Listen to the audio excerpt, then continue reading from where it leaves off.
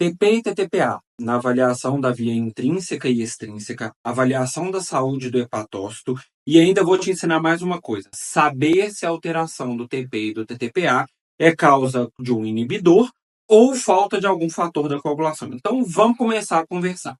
TP avalia via extrínseca. Tudo bem? Todo mundo decorou isso? Ótimo. TTPA avalia via intrínseca. Ótimo, todo mundo aprendeu isso.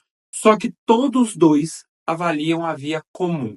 Então, quando a gente quer saber, por exemplo, qual via está alterada, é ideal que você solicite os dois. Eu vou explicar o motivo. O paciente vai ao laboratório, faz TP, o TP está alterado. A gente não sabe se o problema é na via extrínseca ou na comum. Eu não tenho como comparar. Agora, se o TTPA for solicitado conjuntamente e estiver normal, como eu sei que ele avalia a via intrínseca e a comum, eu sei que toda essa parte da cascata da hemostasia está ótima. Então, o problema mora, pessoal, na via extrínseca. O mesmo vale para o outro lado, né? Se o TP do paciente dá normal e o TTPA dá alterado, eu consigo entender que o problema é exatamente na via intrínseca do paciente. Agora, uma coisa pode acontecer. O TP e o TTPA do paciente podem dar alterados. E aí eu tenho problema na via extrínseca e intrínseca? Não é impossível, mas é muito incomum. Normalmente, quando TP e TTPA estão alterados, o problema está na via comum. E aí a saída técnica pode ser, por exemplo, dosar o TT, que é o tempo de trombina.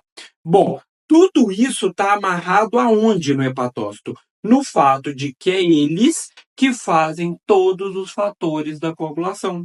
Então, se o seu paciente, por exemplo, tem uma cirrose crônica avançada, ele não produzirá fatores da coagulação de forma eficiente.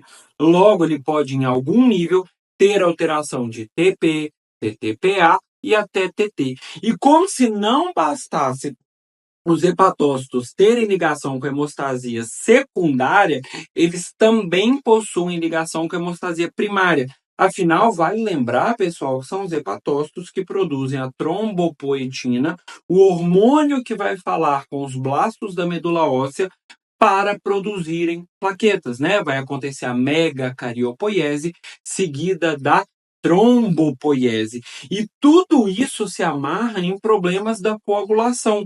Quando a gente vai avaliar um paciente com problema de hemostasia ou problema hepático, a gente tem que prender tudo isso. Não dá para olhar para o paciente de uma forma isolada. Não dá para achar assim, meu paciente é etilício, ele não tem motivo para sangrar. Sim, ele tem motivo para sangrar.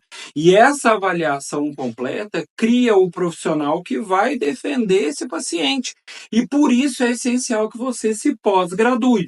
Por exemplo, nós temos um módulo na pós-graduação de hematologia que fala apenas de plaqueta o tempo inteiro. E como vocês já me conhecem de longa data, é o meu módulo favorito, né, gente? Sou apaixonado com plaqueta.